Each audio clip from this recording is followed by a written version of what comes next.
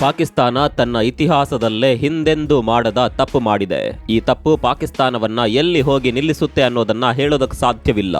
ಪಾಕಿಸ್ತಾನ ಮಾಡಿದ ತಪ್ಪೇನ್ ಗೊತ್ತಾ? ಇಸ್ರೇಲನ್ನ ಕೆಣಕಿದ್ದು.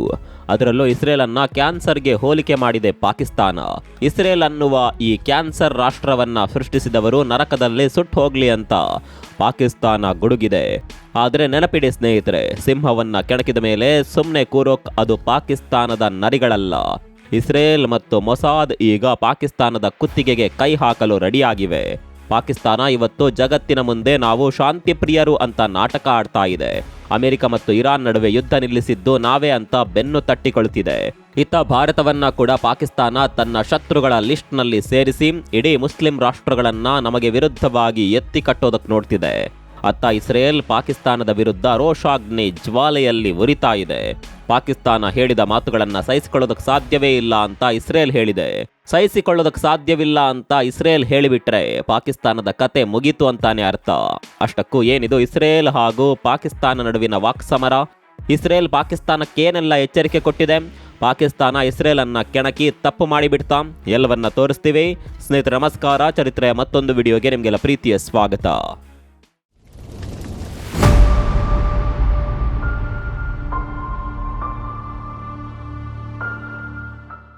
ಸ್ನೇಹಿತರೆ, ಪಾಕಿಸ್ತಾನದ ರಕ್ಷಣಾ ಸಚಿವ ಖವಾಜಾ ಆಸಿಫ್ ಇತ್ತೀಚೆಗೆ ಪಾರ್ಲಿಮೆಂಟ್ನಲ್ಲಿ ಒಂದು ಭಾಷಣ ಮಾಡ್ತಾರೆ. ಈ ಭಾಷಣ ಕೇವಲ ಒಂದು ರಾಜಕೀಯ ಭಾಷಣ ಅಲ್ಲ, ಅದು ಇಸ್ರೇಲ್ ವಿರುದ್ಧ ದ್ವೇಷ ಕಕ್ಕುವ ಭಾಷಣ. ದಕ್ಷಿಣ ಏಷ್ಯಾದಲ್ಲಿ ಭಾರತ ಮತ್ತು ಗಲ್ಫ್ ಭಾಗದಲ್ಲಿ ಇಸ್ರೇಲ್, ಇವರಿಬ್ರು ಇಸ್ಲಾಂ ಜಗತ್ತಿನ ನಿಜವಾದ ಶತ್ರುಗಳು ಅಂತ ಪಾಕಿಸ್ತಾನದ ರಕ್ಷಣಾ ಸಚಿವ ನಾಲಗೆ ಹರಿಬಿಟ್ಟಿದ್ದಾರೆ. ಪಾಕಿಸ್ತಾನಕ್ಕೆ ಇಷ್ಟು ದಿನ ಇಸ್ರೇಲ್ ವಿರುದ್ಧ ಮಾತನಾಡೋದಕ್ಕೆ ಧೈರ್ಯ ಇರಲಿಲ್ಲ. ಆದರೆ ಯಾವಾಗ ಟ್ರಂಪ್ಗೆ ಬಕೆಟ್ ಹಿಡಿಯೋದಕ್ಕೆ ಶುರು ಮಾಡ್ತೋ, ಟ್ರಂಪ್ ಯಾವಾಗ ಪಾಕಿಸ್ತಾನವನ್ನ ಸ್ವಲ್ಪ ಹತ್ತಿರಕ್ಕೆ ಬಿಟ್ಕೊಂಡ್ರೋ, ಅಲ್ಲಿಂದ ಪಾಕಿಸ್ತಾನದ ವರ್ತನೆ ಕಂಪ್ಲೀಟ್ ಆಗಿ ಬದಲಾಗಿದೆ. ಇಲ್ಲಿವರೆಗೆ ಇಸ್ರೇಲ್ ವಿರುದ್ಧ ಮಾತನಾಡದ ಪಾಕಿಸ್ತಾನ ಈಗ ಇಸ್ರೇಲ್ ವಿರುದ್ಧ ಕೂಡ ತನ್ನ ಬುದ್ಧಿ ತೋರಿಸಿದೆ. ಇಸ್ರೇಲ್ ಅನ್ನೋದು ಮಾನವ ಕುಲಕ್ಕೆ ಶಾಪ ಅಂತ ಹೇಳಿದ್ದಾರೆ ಪಾಕಿಸ್ತಾನದ ರಕ್ಷಣಾ ಸಚಿವ. ಸ್ನೇಹಿತರೆ, ನಮಗೆ ಗೊತ್ತಿರಲಿ, ಇರಾನ್ ಯುದ್ಧದ ವಿಚಾರದಲ್ಲಿ ಪಾಕಿಸ್ತಾನ ಸಂಧಾನಕ್ಕೆ ಬಂದಾಗ ಪಾಕಿಸ್ತಾನವನ್ನ ಯಾರೂ ಕೂಡ ನಂಬೋದಿಲ್ಲ ಅಂತ ಇಸ್ರೇಲ್ ನೇರವಾಗಿಯೇ ಹೇಳಿತ್ತು. ಅದು ಕೂಡ ನಿಮ್ಮನ್ನ ಯಾರು ನಂಬಲ್ಲ, ನೀವು ನಂಬಿಕೆಗೆ ಅರ್ಹರಾದ ಪ್ಲೇಯರ್ ಅಲ್ವೇ ಅಲ್ಲ ಅಂತ ಇಸ್ರೇಲ್ ಪಾಕಿಸ್ತಾನದ ಎದುರು ಹೇಳಿಬಿಟ್ಟಿತ್ತು. ಈ ಮಾತುಗಳನ್ನ ಕೇಳಿ ಪಾಕಿಸ್ತಾನಕ್ಕೆ ಸರಿಯಾಗಿಯೇ ಉರಿದಿದೆ ಅನ್ಸುತ್ತೆ. ಸ್ನೇಹಿತರೆ, ಇಲ್ಲಿ ಒಂದು ವಿಚಾರ ಕ್ಲಿಯರ್ ಆಗಿ ಕಾಣಿಸ್ತಾ ಇದೆ. ಪಾಕಿಸ್ತಾನ ಇವತ್ತು ಅಮೆರಿಕದಲ್ಲಿ ತನ್ನ ಇಮೇಜ್ ಬಿಲ್ಡ್ ಮಾಡೋದಕ್ಕೆ ಒಂದು ದೊಡ್ಡ PR ಕ್ಯಾಂಪೇನ್ ನಡೆಸ್ತಿದೆ. ನಾವು ತುಂಬಾ ಪವರ್ಫುಲ್, ನಾವು ಇಡೀ ಮಿಡ್ಲ್ ಈಸ್ಟ್ ನಲ್ಲಿ ಶಾಂತಿ ತರ್ತೀವಿ ಅಂತ ಬಿಂಬಿಸಿಕೊಳ್ತಿದೆ. ಆದರೆ ಅವರ ಒಳಗಿರುವ ದ್ವೇಷದ ಮುಖ ಈ ರೀತಿ ಪಾರ್ಲಿಮೆಂಟ್ ನಲ್ಲಿ ಹೊರಗೆ ಬರ್ತಾ ಇದೆ. ಸ್ನೇಹಿತರೆ, ಯೋಚನೆ ಮಾಡಿ, ಒಂದು ಕಡೆ ಶಾಂತಿ ಮಾತುಕತೆ ಅಂತ ನಾಟಕ ಆಡೋದು, ಇನ್ನೊಂದು ಕಡೆ ಇಸ್ರೇಲ್ ಅನ್ನುವ ಕ್ಯಾನ್ಸರ್ ಹೋದ್ರೆ ಸಾಕು ಅಂತ ಶಪಿಸೋದು. ಈ ದ್ವಂದ್ವ ನೀತಿಯನ್ನ ಇಸ್ರೇಲ್ ಈಗ ಇಡೀ ಜಗತ್ತಿನ ಮುಂದೆ ಎತ್ತಿ ತೋರಿಸಿದೆ. ಭಾರತವನ್ನ ಇದರಲ್ಲಿ ಎಳೆದು ತಂದಿರೋದು ಪಾಕಿಸ್ತಾನದ ನರಿಬುದ್ಧಿಯನ್ನ ತೋರಿಸುತ್ತೆ. ಇಲ್ಲಿ ಇಸ್ರೇಲ್ ಪ್ರಶ್ನೆ ಇಷ್ಟೇ: ಯಾವ ದೇಶಕ್ಕೆ ತನ್ನ ಸ್ವಂತ ಟ್ವೀಟ್ ಬರೆಯೋದಕ್ಕೆ ಬರೋದಿಲ್ವೋ ಆ ದೇಶ ಇಡೀ ಮಿಡ್ಲ್ ಈಸ್ಟ್ ನಲ್ಲಿ ಶಾಂತಿ ತರುತ್ತೆ ಅಂದ್ರೆ ಯಾರಾದ್ರೂ ನಂಬ್ತಾರ? ಸಾಧ್ಯವೇ ಇಲ್ಲ ಅಂತಿದೆ ಇಸ್ರೇಲ್. ಅಷ್ಟೇ ಅಲ್ಲ, ಪಾಕಿಸ್ತಾನ ಇರಾನ್ಗೆ ಒಂದು ಸುಳ್ಳು ಹೇಳಿದೆ, ಅಮೆರಿಕಾಗೆ ಕೂಡ ಒಂದು ಸುಳ್ಳು ಹೇಳಿದೆ. ಇರಾನ್ಗೆ ಲೆಬನಾನ್ನಲ್ಲಿ ಇಸ್ರೇಲ್ ಯುದ್ಧ ನಿಲ್ಲಿಸುತ್ತೆ ಅಂತ ಭರವಸೆ ಕೊಟ್ಟಿದೆ. ಆದರೆ ಅಮೆರಿಕದ ವೈಸ್ ಪ್ರೆಸಿಡೆಂಟ್ JD ವ್ಯಾನ್ಸ್ ಹೇಳ್ತಾರೆ ಇದೆಲ್ಲ ಸುಳ್ಳು, ಅಂತಹ ಯಾವುದೇ ಒಪ್ಪಂದ ಆಗಿಲ್ಲ ಅಂತ. ನೋಡಿ ಪಾಕಿಸ್ತಾನದ ಸುಳ್ಳಿನ ಕೋಟೆ ಹೇಗೆ ಕುಸಿದಿದೆ ಅಂತ. ಇಸ್ರೇಲ್ನ ವಿದೇಶಾಂಗ ಸಚಿವ ಗಿಡಿಯಾನ್ ಸಾರ್ ಮತ್ತು ಪ್ರಧಾನಿ ನೆತನ್ಯಾಹು ಇಬ್ಬರು ಪಾಕಿಸ್ತಾನದ ವಿರುದ್ಧ ಯುದ್ಧ ಘೋಷಣೆ ಮಾಡಿದ್ದಷ್ಟೇ ಕೋಪದಲ್ಲಿದ್ದಾರೆ. ಇಸ್ರೇಲ್ ಕೋಪದಲ್ಲಿ ಆಡಿರುವ ಮಾತುಗಳು ಪಾಕಿಸ್ತಾನವನ್ನ ನಡುಗಿಸಿಬಿಟ್ಟಿದೆ. ನೀವು ನಮ್ಮ ದೇಶವನ್ನ ಅಳಿಸೋದಕ್ಕೆ ನೋಡ್ತಿದ್ದೀರಿ, ಹಾಗಾದ್ರೆ ನಾವು ಸುಮ್ಮನೆ ಇರಲ್ಲ. ಇಸ್ರೇಲ್ ತನ್ನನ್ನು ತಾನು ರಕ್ಷಣೆ ಮಾಡಿಕೊಳ್ಳೋದಕ್ಕೆ ಯಾವ ಹಂತಕ್ಕೂ ಹೋಗುತ್ತೆ ಅಂತ ಇಸ್ರೇಲ್ ಗರ್ಜನೆ ಮಾಡಿದೆ. ಸ್ನೇಹಿತರೆ, ಇಲ್ಲಿ ಒಂದು ವಿಚಾರವನ್ನ ಸರಿಯಾಗಿ ಗಮನಿಸಿಕೊಳ್ಳಿ. ನಮ್ಮ ತಂಟೆಗೆ ಬಂದ್ರೆ ನಾವು ಯಾವ ಹಂತಕ್ಕೆ ಹೋಗೋದಕ್ಕೆ ರೆಡಿ ಅಂತ ಇಸ್ರೇಲ್ ಹೇಳಿದೆ. ಅಂದ್ರೆ ಪಾಕಿಸ್ತಾನ ಇದೇ ರೀತಿ ಗಾಂಚಾಲಿ ಬುದ್ಧಿ ತೋರಿಸಿದ್ರೆ ಇಸ್ರೇಲ್ ಪಾಕಿಸ್ತಾನದ ಮೇಲೆ ಯಾವ ಕ್ಷಣದಲ್ಲಿ ಬೇಕಾದರೂ ದಾಳಿ ಮಾಡಬಹುದು. ಮತ್ತೊಂದು ಕಡೆಯಲ್ಲಿ ಭಾರತ ಮತ್ತು ಇಸ್ರೇಲ್ ಇಬ್ಬರು ಸೇರಿ ಪಾಕಿಸ್ತಾನದ ಈ ನರೇಟಿವ್ ವಾರ್ ಅನ್ನ ಹೇಗೆ ಸೋಲಿಸಬೇಕು ಅನ್ನುವ ಮಾತುಕತೆ ಕೂಡ ನಡೆಸ್ತಾ ಇದೆ. ಪಾಕಿಸ್ತಾನಕ್ಕೆ ಅಮೆರಿಕದ ಹತ್ರ ಸಾಲ ಬೇಕು, ಇನ್ನೊಂದು ಕಡೆ ಮುಸ್ಲಿಂ ಜಗತ್ತಿನ ಲೀಡರ್ ಆಗಬೇಕು.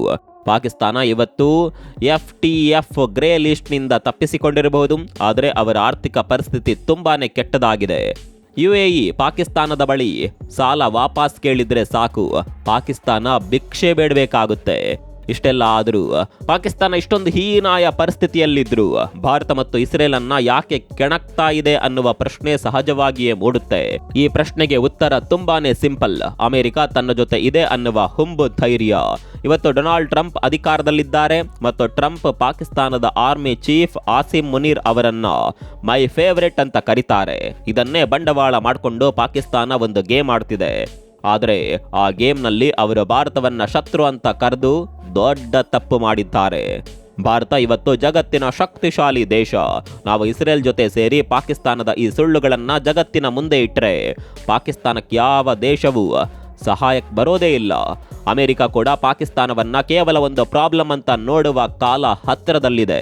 ಪಾಕಿಸ್ತಾನ ಇದೇ ರೀತಿ ಇಸ್ರೇಲ್ ಅನ್ನ ಎದುರು ಹಾಕೊಳ್ತಾ ಹೋದ್ರೆ 2030 ವೇಳೆಗೆ ಇಸ್ರೇಲ್ ಮತ್ತು ಪಾಕಿಸ್ತಾನದ ನಡುವೆ ಒಂದು ನೇರವಾದ ಜಿಯೋ ಪೊಲಿಟಿಕಲ್ ಎನಿಮಿಟಿ ಅಂದ್ರೆ ದೊಡ್ಡ ಮಟ್ಟದ ಶತ್ರುತ್ವ ಶುರುವಾಗುತ್ತೆ. ಇಸ್ರೇಲ್ ಈಗಾಗಲೇ ಪಾಕಿಸ್ತಾನದ ಫೈಲ್ ರೆಡಿ ಮಾಡಿದೆ. ಮೊಸಾದ್ ಕಣ್ಣು ಈಗ ಪಾಕಿಸ್ತಾನದ ಮೇಲಿದೆ. ಅಮೆರಿಕದಲ್ಲಿ ಮತ್ತು UN ನಲ್ಲಿ ಪಾಕಿಸ್ತಾನವನ್ನ ಒಂದು ಭಯೋತ್ಪಾದಕ ರಾಷ್ಟ್ರ ಅಂತ ಪ್ರೂವ್ ಮಾಡೋಕೆ ಇಸ್ರೇಲ್ ಈಗ ಎಲ್ಲ ಸಾಕ್ಷಿಗಳನ್ನ ಕಲೆ ಹಾಕ್ತಿದೆ. ಪಾಕಿಸ್ತಾನದ ರಕ್ಷಣಾ ಸಚಿವರು ಕೊಟ್ಟಿರುವ ಈ ದ್ವೇಷದ ಹೇಳಿಕೆಗಳೇ ಅವರಿಗೆ ಉರುಳಾಗಲಿವೆ. ಭಾರತ ಕೂಡ ಸುಮ್ಮನೆ ಕೂರಲ್ಲ. ನಾವು ಅಂತಾರಾಷ್ಟ್ರೀಯ ವೇದಿಕೆಗಳಲ್ಲಿ ಪಾಕಿಸ್ತಾನದ ನಿಜವಾದ ಮುಖವನ್ನ ಬಯಲು ಮಾಡ್ತೀವಿ. ಅಮೆರಿಕದ ಮೀಡಿಯಾಗಳು ಪಾಕಿಸ್ತಾನವನ್ನ ಸಪೋರ್ಟ್ ಮಾಡಿದ್ರೂ ಕೂಡ ಸತ್ಯ ಬಹಳ ದಿನ ಮುಚ್ಚಿಡೋದಕ್ಕೆ ಸಾಧ್ಯವಾಗೋದಿಲ್ಲ. ಸ್ನೇಹಿತರೆ, ಕೊನೆಯದಾಗಿ ಒಂದು ಮಾತು. ಯಾವ ದೇಶಕ್ಕೆ ತನ್ನ ದೇಶದ ಜನರ ಹೊಟ್ಟೆ ತುಂಬಿಸೋದಕ್ಕೆ ಯೋಗ್ಯತೆ ಇಲ್ವೋ ಆ ದೇಶ ಬೇರೆ ದೇಶಗಳನ್ನ ಅಳಿಸ್ತೀನಿ ಅಂತ ಮಾತನಾಡೋದು ಹಾಸ್ಯಾಸ್ಪದ. ಇಸ್ರೇಲ್ ಮತ್ತು ಭಾರತ ಶಾಂತಿ ಬಯಸುವ ದೇಶಗಳು. ಆದರೆ ನಮ್ಮನ್ನ ಕೆಣಕಿದ್ರೆ ನಾವು ಪಾತಾಳಕ್ಕೋದ್ರೂ ಬಿಡಲ್ಲ ಅನ್ನೋದು ಪಾಕಿಸ್ತಾನಕ್ಕೆ ಗೊತ್ತಿಲ್ಲ. ಖವಾಜಾ ಆಸಿಫ್ ಅವರ ಈ ನರಕಕ್ಕೋಗ್ಲಿ ಅನ್ನುವ ಮಾತುಗಳು ಅವರಿಗೆ ಅನ್ವಯಿಸುವ ಕಾಲ ಹತ್ತಿರದಲ್ಲಿದೆ. ಜಗತ್ತು ಬದಲಾಗ್ತಾ ಇದೆ. ಪಾಕಿಸ್ತಾನದ ಸುಳ್ಳುಗಳು ಇನ್ಮುಂದೆ ನಡೆಯೋದಿಲ್ಲ.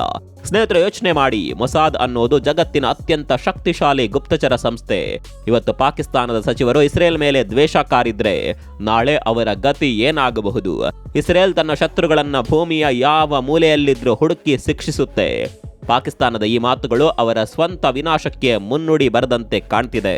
ಮೊಸಾದ್ ಕಣ್ಣು ಈಗ ಪಾಕಿಸ್ತಾನದ ಪರಮಾಣು ಶಕ್ತಿ ಮತ್ತು ಅಲ್ಲಿನ ಮಂತ್ರಿಗಳ ಮೇಲಿದೆ. ಅಮೆರಿಕದಲ್ಲಿ ಮತ್ತು UN ನಲ್ಲಿ ಪಾಕಿಸ್ತಾನವನ್ನ ಒಂದು ಅಸ್ಥಿರ ಮತ್ತು ಅಪಾಯಕಾರಿ ದೇಶ ಅಂತ ಇಸ್ರೇಲ್ ಪ್ರೂವ್ ಮಾಡೋದು ಗ್ಯಾರಂಟಿ. ಪಾಕಿಸ್ತಾನದ ಈ ಹುಂಬತನ ಅವರಿಗೆ ಆರ್ಥಿಕವಾಗಿಯೂ ಹೊಡೆತ ಕೊಡುತ್ತೆ. ಯಾವತ್ತೋ ಒಂದು ದಿನ ಪಾಕಿಸ್ತಾನ ತನ್ನ ಈ ದ್ವೇಷದ ಬೆಂಕಿಯಲ್ಲೇ ಸುಟ್ಟು ಹೋಗೋದು ನಿಶ್ಚಿತ. ನಿಮ್ಗೇನನ್ಸುತ್ತೆ? ಇಸ್ರೇಲ್ ಮತ್ತು ಭಾರತದ ವಿರುದ್ಧ ಪಾಕಿಸ್ತಾನ ಮಾಡ್ತಿರುವ ಈ ಸಂಚು ಸಫಲವಾಗುತ್ತಾ ಅಥವಾ ಪಾಕಿಸ್ತಾನವೇ ಈ ಬೆಂಕಿಯಲ್ಲಿ ಸುಟ್ಟೋಗುತ್ತಾ? ನಿಮ್ಮ ಅನಿಸಿಕೆಯನ್ನ ಕಾಮೆಂಟ್ ಬಾಕ್ಸ್ನಲ್ಲಿ ತಿಳಿಸಿ. ಈ ರೀತಿಯ ಮತ್ತಷ್ಟು ಇನ್ಫಾರ್ಮೇಟಿವ್ ವಿಡಿಯೋಗಳಿಗಾಗಿ ನಮ್ಮ ಚಾನಲ್ ಅನ್ನು ಸಬ್ಸ್ಕ್ರೈಬ್ ಮಾಡೋದನ್ನ ಮರಿಬೇಡಿ. ಮತ್ತೊಂದು ವಿಡಿಯೋದಲ್ಲಿ ಸಿಗೋಣ. ಅಲ್ಲಿವರೆಗೂ ನಮಸ್ಕಾರ.